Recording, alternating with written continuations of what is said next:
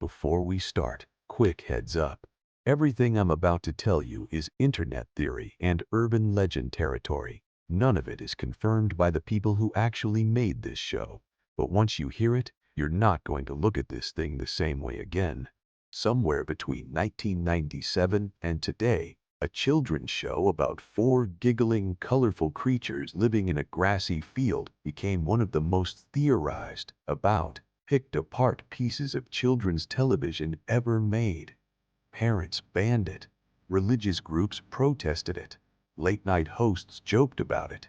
And for almost 3 decades, people online have been quietly building a mythology around it that has nothing to do with nap time. Today, we're going deep into the theories, the origin stories, the hidden symbolism people swear they found, and the very real controversies that actually did happen behind the scenes. Stick around, because by the end of this video, you will never see that giggling sun the same way again. Let's set the stage, because if you're under 25, you might only know this show as a meme. The series follows four round, brightly colored humanoid characters who live inside a futuristic dome-shaped house beneath a grassy hill.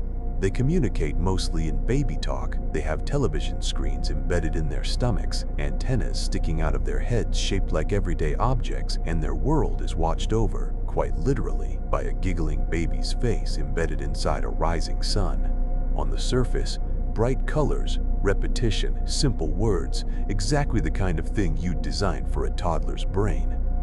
And that's actually true. Child psychologists were involved in designing the show's pacing and visual language specifically to match how very young children process the world, slowly, repetitively, and without much narrative complexity. But here's the thing. To an adult brain, that same design reads completely differently. Take away the "this was built for a 2-year-old's attention span" context, and what you're left with is faceless robotic vacuum cleaners, a surveillance-style sun that watches everything, characters who don't seem to have full control of their own environment, and a setting that looks more like a bunker than a meadow. That gap between "this was designed for toddlers" and "this looks like something out of a psychological horror film when you strip the innocence away" is exactly the gap that conspiracy theories love to live in. And live in it they did. This is the big one. This is the theory that, if you've seen even one TikTok or Reddit thread about this show, you've probably heard some version of. The theory goes like this. The show wasn't originally conceived as a cheerful toddler program at all. According to the story that circulates online, the concept was supposedly inspired by real children who were housed in a mental institution. Most versions of the story place this facility in Eastern Europe, with Bulgaria being the most commonly cited location. The claim is that 4 children with severe conditions, physical deformities, developmental disabilities, or the aftermath of trauma and neglect were housed together, and that each of the 4 main characters was modeled after one of these children. Different versions of the story assign different backstories to each character. One version claims the purple character was based on a child who suffered hearing loss and was found outdoors in freezing conditions. Another version says the green character represented a child who experienced severe neglect and starvation. A third version attaches a story about isolation and facial differences to the yellow character.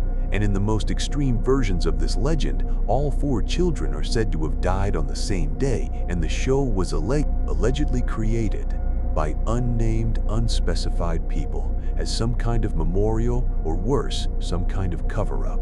Now, let's pause here, because this is exactly the kind of story that spreads because it's emotionally powerful, not because it's true.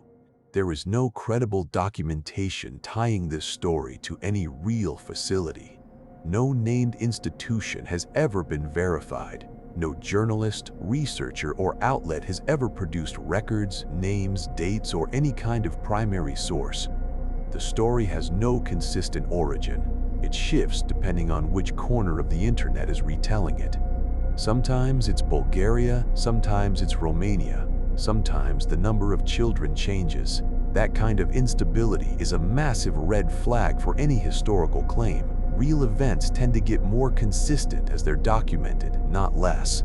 And critically, the actual publicly documented creators of the show have given interviews for decades about where the concept came from. Their explanation is far less sinister and, honestly, kind of fascinating in its own right. The show was designed around early childhood development research. The dome-shaped set was inspired by architectural styles from mid-century futurism. The repetitive dialogue and simplified speech patterns were intentional choices meant to mirror how toddlers actually experience and process language in their surroundings. So why does the asylum theory persist, even without a shred of evidence? Because it taps into something deeper than facts. It taps into the uncanny valley feeling a lot of adults get when they re-watch this show. The characters don't speak in full sentences. They seem to exist in a closed, contained world they can't leave. They're being watched at all times by that giant sun. To an adult brain trying to make sense of that unsettling feeling, these characters represent real suffering children, is actually a more emotionally satisfying explanation than this was a deliberate design choice based on child psychology research. Human brains crave narrative. We'd rather have a dark story than an unexplained feeling. That doesn't make the theory true, but it does explain why it refuses to die. Let's talk about the single most talked about visual element of the entire show, that sun. At the start of every episode, a sun rises over the hill, and inside that sun is the face of a real baby, laughing. It's genuinely one of the most unusual choices in children's television history. Most kids' shows don't put an actual unblinking human infant's face into their opening sequence, looping and giggling, watching over everything that happens below. And online, people have run with that. One recurring claim is that the sun functions as a stand-in for surveillance, that its constant presence overhead, watching the characters no matter what they do, represents some kind of controlling or observing force. Some viewers have taken this even further into philosophical territory, framing the sun as a symbol for consciousness itself, or an all-seeing observer watching passive, controlled beings below it. Another persistent claim online is that if you watch closely, the baby's expression appears to distort or shift into something more sinister for a split second before each transition. This one is almost entirely a trick of perception. Video compression artifacts, motion blur, and the human brain's tendency toward pareidolia, that's the phenomenon where we see faces and patterns in random visual noise, do a lot of heavy lifting here. But once someone tells you to look for it, you will see it, whether or not it's actually there. That's not a flaw in your perception, that's just how pattern recognition works in the human brain. The show's co-creator has addressed this element directly in interviews over the years, explaining it in far more mundane terms. The sun baby was meant to represent joy and warmth from a toddler's point of view, not a symbol of control. But again, doesn't matter what the intent was. Once you're primed to see something as sinister, you don't unsee it. Now let's get into the stuff that lives purely in internet pattern matching territory, the theories about hidden symbolism. One of the more elaborate claims circulating online connects this show to a completely unrelated piece of fiction that came out around the same time, a certain very famous wizarding book series.